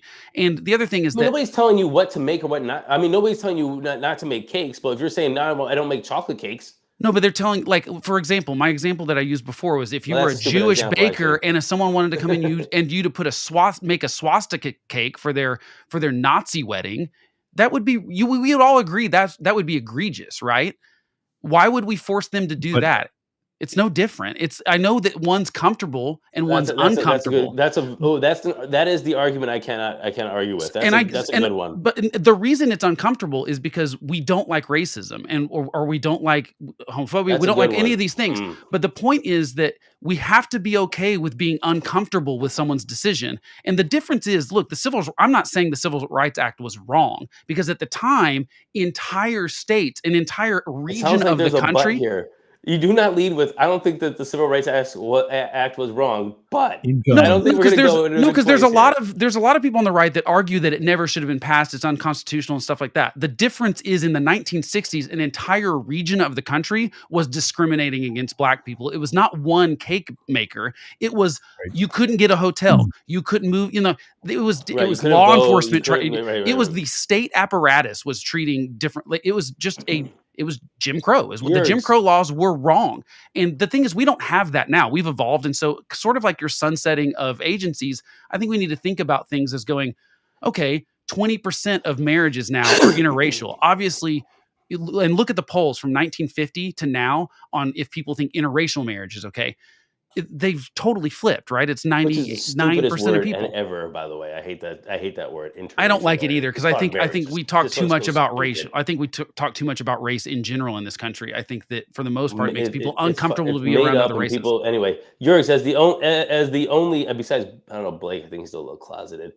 Well, but besides, as the only gay person here, what do you think about the cake issue? I assume I know your opinion. So you're both making good arguments, and I agree. I think that Can't agree with both of us, Yurix. Don't be well, like that. yeah, I mean, kind of, sort of. We're not having a menage, dude. Just calm I down and pick agree one. with. I don't know. I've been a fan of the Avs for a while. I was like 7-3 last night.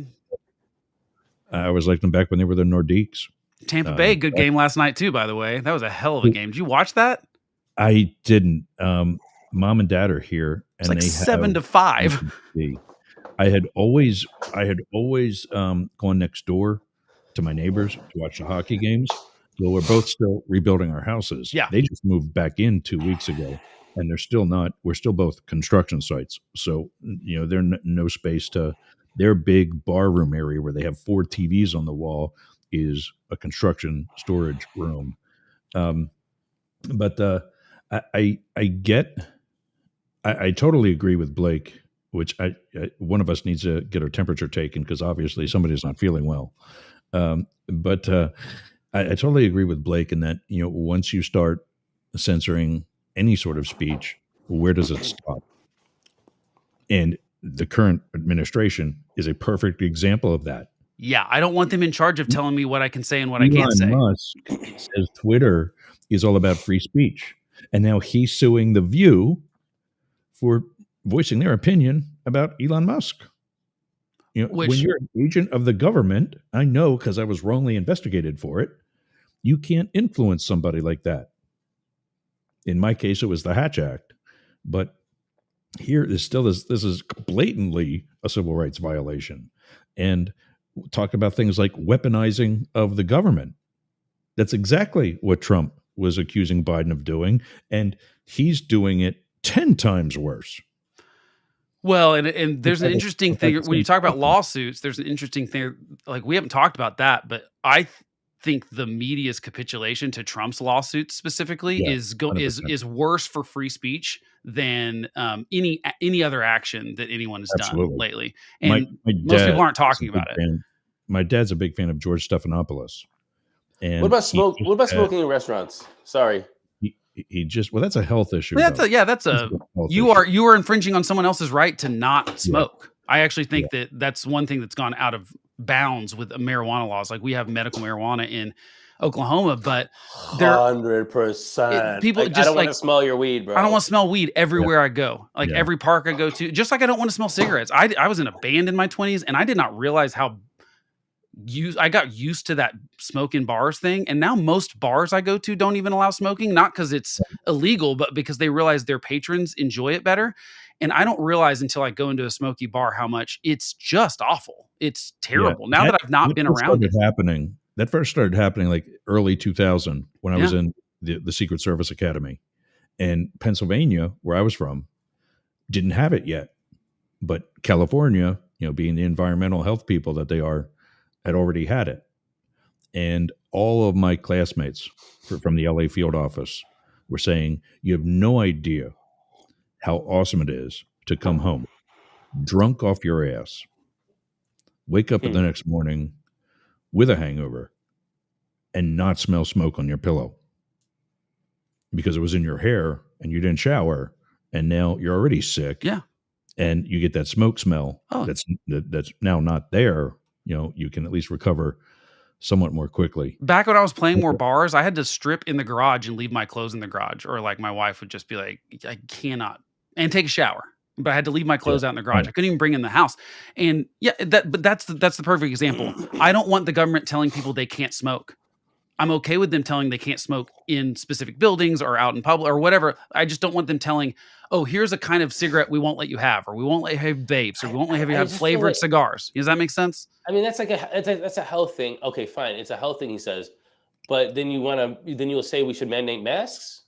No, I'm saying you should let So people. wait. The individual mandate masks, mandate businesses to have masks, but mandate businesses to have cigarettes, not have cigarettes is fine. But then you want business to have freedoms when it comes to being racist and misogynist. No, I'm saying So I would like the I just don't. businesses to make the decision on the mask and everything. Does And that the make sense? smoking, No, No, on the see, smoking, because there, the but difference smoking and is masks are both health. no, because the mask mandates were not based on science. There was actually not. They did not help the way that people said they did. We were lied to about what they did. Meanwhile, literally every operating room in the world, surgeons are wearing masks. Yeah, but that was But come on, it was not the Blake, same now you're thing. cherry picking. So No, no, if no. we don't have a consistency here, you're saying like because smoking has been proven because everybody's dying from cancer, that's okay.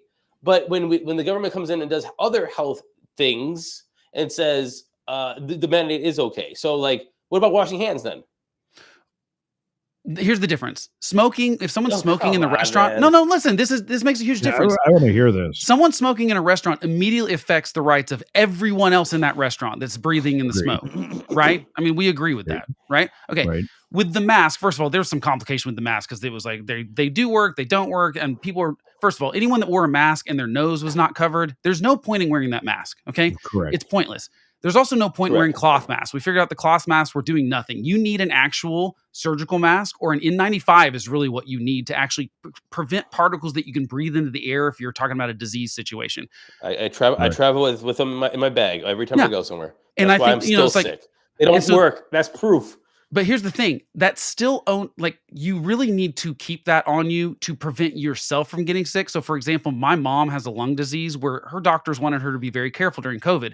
So she wore a mask because it was for her own protection. It wasn't because she needed to protect her, like other people from her. Does that make sense? And so the difference is when you tell someone they can't smoke because it's infringing on the people's rights around them to not breathe smoke in, which we have determined is, you know, a carcinogen and it causes cancer.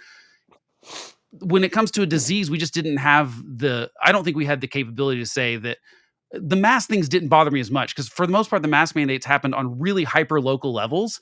You know, it was a city ordinance or something. You have to have more restaurants. Although all the public distancing stuff and California, for example, saying, "Oh, you can't gather in a church, but you can gather in a bar." Those were the things where I go, "No, no, No, no, it's wait, actually the other way we're not around. actually doing this evenly." And It was so, the other way around. no, California actually closed bars. no, California at one point said you couldn't. They did close bars, but then they opened businesses like bars and wouldn't allow people to go to churches. And that's where you go, "No, no, no, this isn't being fair." If you are going to infringe on someone's right, I want you to at least be fair about it across the board and not have cherry pick carve out kind of stuff. So if we say in the city, no, you cannot smoke inside public buildings, period, across the board, that's being totally fair. We're not saying you can smoke in churches, but you can't smoke in bars. And we're not picking and choosing where that goes. The same thing with mask mandates. If you have to do one, again, I don't think they did as much good as people thought they did, but I'm okay with it in the moment having an emergency situation where we say I, this is something we can do temporarily. So in that situation, I I'm not 100% totally opposed to it. agree with the mask mandate. In fact, I think Trump should have shut down the whole country for all of 2 weeks, and that would have at least incredibly minimized the amount of deaths that I think he caused. We're wrapping up, and before we get out of here, I want to hear what you guys had to say about the pep rally Tuesday night. One thing, can you remind me of something? Who is the speaker for Biden's speech when Marjorie Taylor Greene dressed in all white and booed him and gave him the thumbs down from the balcony? Was Pelosi. Who did the response? Pelosi was the Speaker of the House at the time, right? Yeah. It wasn't Speaker, yeah. McCarthy Yeah. yet? No. Oh, no, not in 2020 because they had the House. Was Democrats it won the that House. far back? Was that incident that far back? Oh, good question. Oh, that's a good well, question. Hakeem Jeffries was. That's a good question. It might have been. That's. a I don't good really question. remember. I'm not too sure. I actually don't remember. Here's my opinion. We should get rid of these stupid speeches. They are pointless and worthless, and they've become a charade. And there's no State of the Union there. This was just a braggadocious thing for Donald Trump. And last year it was just a campaign event. These are becoming campaign events essentially. Joe Biden's was a campaign event last year. It needs to be a letter sent to Congress. No more speeches. I'm done with them. This is a terrible tradition we have. I think he should do what he wants. I think that the president should address Congress more, and we should see that more. I would be fine with it if it was substantial. Like, let's talk Well, I about what. mean, now, wait, what are you doing? You're gonna you want to control the speech, control the February 8th. content? No, Stop. what I want them to be able to do is go, here's what I want to work with you to do, Congress. I think if you're going to have the president come to Congress, first of all, I think Congress should, again, as we all agree, throw their weight around a little bit more that they were given by the Constitution. Here you go. Al Green, Republican from, Democrat from Texas, thrown out by a Republican speaker during a Republican president. Marjorie Taylor Greene, Republican from Georgia, was not thrown out by Republican Speaker Kevin McCarthy. Yeah. And what do you expect? February 8th, 2023, during Democratic president. It's all only one direction. It only goes against the other party. Now, I will say this, as far as the censure goes against him, 10 Democrats voted for it, and they said, look, I don't care if he's right or wrong in what he was saying. This is decorum. We have decorum, and we I would expect the same thing. So I give props to the 10. And look, I also give props to the people that there were plenty of Democrats that also censored Ilhan Omar for her anti-Semitic stuff that she said. And so I think censure was a little too far in this case. I would think a reprimand would have been a little bit better. The thing is, it's all a clown show. So I don't know that why it's interesting that Congress is being like, oh, we're going to be the adults here, but you're not really, because if they were the adults, they'd say, you know what, Donald Trump, if you want to do that, we got to pass the legislation. You can't do it by yourself. And that's what bothers me about it. Yeah, you could be bothered, and I think it's totally valid to be bothered. By the way, I'm gonna have to get back to you on the swastika on the cake thing. I'm gonna think deeply. But by all means. I think actually my mom made that point a while back, and it made me mad, and so. So you buried it, and now I've pulled it back up. Now I'm wondering if it's actually a valid point. Anyway, Yeah, Marcy Captor is one of an Ohio rep, and so is and I knew Ed Case. Here. Ed Case was what was he, a state rep when I was in Hawaii? Where would he ran? He ran for like governor. Or no, he was like a lower office. I don't think he was in the Fed. Like my point is, I think that if the Democrats would have all not shown up, I would have respected that move. Does that make sense? Like, we're not going to listen to this. I'd be okay with that. I'm not against the paddles. Yeah, I just felt like they were more paddles, bro. But like, what was the point? You know, like, what did it accomplish? I feel like it managed the decorum. They didn't interrupt. They just waved and said, waved their flag and said, called BS. But here's the other reason I don't like this kind of thing is because what it's turned into is this performative thing. And so you have the Republicans standing up and clapping for everything, and the Democrats will hardly clap for anything, including when Donald Trump announces that Pakistan announced that, no, not the cancer thing. That's not the one that infuriates me. The one that infuriates me is that he announces that Pakistani police have arrested one of the bombers of the Afghanistan withdrawal bombing that killed 13 Marines and 170 Afghans. And that person's on their way back to America to be tried, and Democrats were not clapping. And ABC, that was the feed I was watching, they cut to two Democrats, I don't know their names, who were just texting on their phones, looking down. They probably weren't even paying attention. Well, it looks like they're just more interested in what's on their phone than clapping for the fact that the person that killed 13 they're Marines. Texting each other of what we can, they're texting each other. But my point is, that's not a partisan thing. We should be cheering on the arrest of terrorism, right? I have 100%, I 130,000% agree with you that I am appalled that the Democrats did not stand for some things. I'm appalled that the Republicans did stand for some things. Me too. Oh yeah, equally. And it shows that they're all feckless little bitches with no balls to think on their own. And so you see all the Republicans stand up because that's their team, and all the Democrats not even stand up for the cancer guy or the guy who high-fived the sergeant at arms in the back when he got his little award. I can't remember what he got, whatever. Or he got accepted to West Point, right? Is that the one you're talking about? There was some. Accepted to West Point. That's the guy. And the sergeant at arms comes over and gives him a high five. I thought that was like a cool spot. But here's the thing: that's also all performative nonsense and has nothing to do with Congress doing their jobs. Oh, stop! Breaking news. Hold on. What? Sportcat Glenn Sportcat Jackson, who's following us in about 9 minutes, says Oh that was yeah, a I know great Glenn. speech. Well, That well, see, was no, Trump's. wait. Here's the thing. No. Wait. You knew what Glenn is going to do right when we said masks, and he all of a sudden became a scientist talking about what yeah. N95s But filter and this not is what filter, makes me and the crazy. reasons why surgeons wear masks and stuff. We knew who Glenn was. You give him the trigger word, and he's coming to like. Surgeons use masks for different reasons on the keyboard. And he Yeah, starts exactly. slamming This the is what makes me keys. crazy. Yeah, I love Glenn, but so many people I think we know who these 10 people are. I can take this off. So many people learn a little bit and they think they know a lot. Glenn is a first responder, a very experienced first responder. And there's a lot of things that I would absolutely take his word as gospel. However, I also was put in positions where I learned a little bit and a little bit more and a little bit more. And specifically with the N95 masks and the surgical mask and so on, uh, the example that I was given by an actual scientist is that, yes, viruses and bacteria can go through the fibers, which is a semi-permeable membrane of that is the mask, if they were by themselves.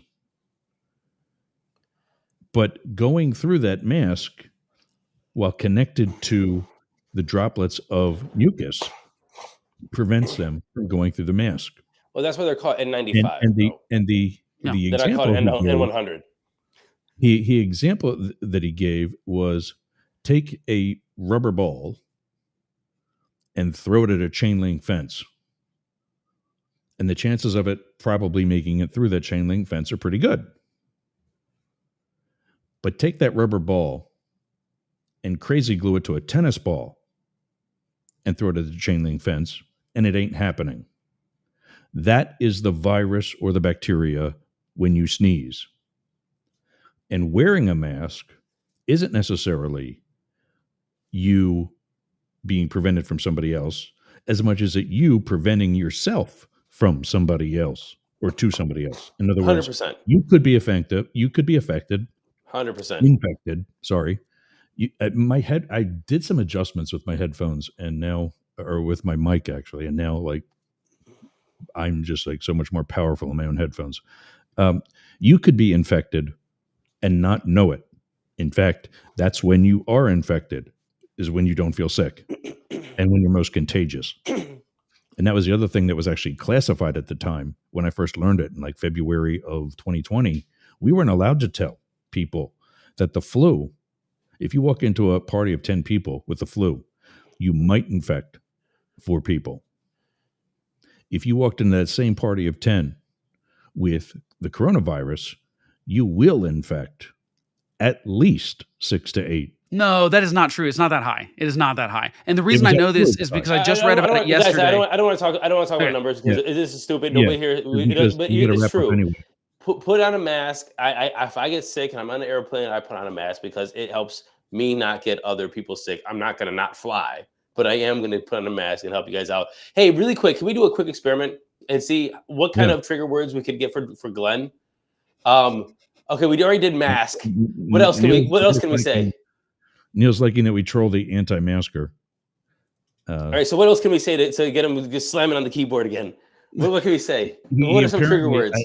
I had a little birdie tell me that he apparently, and we got it, that he said it was a great speech on Tuesday night. I like Glenn, by the way. We met him last week. Glenn's great. Yep. I still want to see if we can't trigger him. What can we say, Glenn, guys? if you No wall. Glenn, if you want to join us to connect to your show, which is next, the same link that I gave you last week or the week before, I think it was, is the link. It's the one both Matt and Blake use every week, and you can hop in and say a quick hello. But Sportcat's Daily Gazette is coming up in 3.5 minutes. Yeah, I gotta take everybody through where we can get all these folks. Blake, can be reached at blake@thehomelessconservative.com. He gets out at least one, if not two videos a week. Go to thehomelessconservative.com for more on that. Matt puts a daily video out, Daily Crypto News. Find out more at dailycryptonews.net, or you can get Matt at dailycryptonews.net or info@demorforcongress.com. Philip Blackett joins me on Wednesdays. His socials are at Philip Blackett, Philip with one L, Blackett with two T's. Jane Stahl is with me on Mondays. She's also the manager of Studio B Art Gallery in Boyertown, Pennsylvania. You can find out more about her at studiobbb3bs.org. You can get us all at news, NEWZ, at yergz, YERGZ.com. And up next is the Para or Normal Guys. Well, that's the YouTube link, the YouTube channel at Para or Normal Guys. And that's Sportcats Daily Gazette up next. You can get any information, show notes, and whatever else by going to yergz.com or mastiff.media. All right, wrap it up. What else you guys got to say? I feel like all of that is like longer than the end of like a Star Wars movie. At the end, the credits are flying by slowly and shit. Like, like can't you just? I got that. I got that because when Howard Stern was terrestrial, he or Fred Norris or Gary or somebody would do the plugs, and if they had a guest on, of course, they would include the guest and whatever else. But I just thought that was good. I'm huge on cross promoting, and I wish more people did it. But yeah, just because others don't doesn't mean I'm going to stop. By the way, in case anyone was curious, the R naught for the flu is 1 to 2. The R naught for COVID was 4. The R naught for measles 18. Oh yeah, measles is, and that's the problem we're having now. We've been talking about that. We should put that on the table for next week. Ken always reminds me to tell you, don't forget to like, share, subscribe, tell a friend. Did you guys grow up with the Acme grocery store? Nope. In your neighborhood? No, it was just only in cartoons. I thought it was actually fake. Yeah. Until I started traveling the country, and I was like, this thing's real? Yeah. Yeah. I think Tell a Friend was their ad campaign when I was a kid, but I'm not sure it was them. But what is, oh shit. Is Blake or Glenn trying to get me on Facebook here? Or, Glenn. Why didn't you put that in the actual chat, moron? You said Glenn's messaging me on Facebook Messenger saying not anti-mask, anti-stupidity. So because he doesn't want me trolling him anymore. Glenn's scared. I put the fear in Glenn and thinks, come on, Glenn, I'm not going to talk about it. Come on, Glenn, you come over here. Let's go. Oh. Did I just put up my dukes? The hell? Yeah, you did. Yeah. I mean, you got them. I don't. I think Glenn's going to be joining us next week. All right, guys. Dukes. Trying to end on time now so we don't take away from Glenn's time, which starts right now. All right. See you guys. Thank you. Bye. Yep. We'll see you again on Monday. We'll see these two again next week. Thanks for joining us and getting off the porch and going up the middle with the big dogs. And there went one of them. Can't remember my see mouse. You again. Yeah. We'll see you again. See you next week.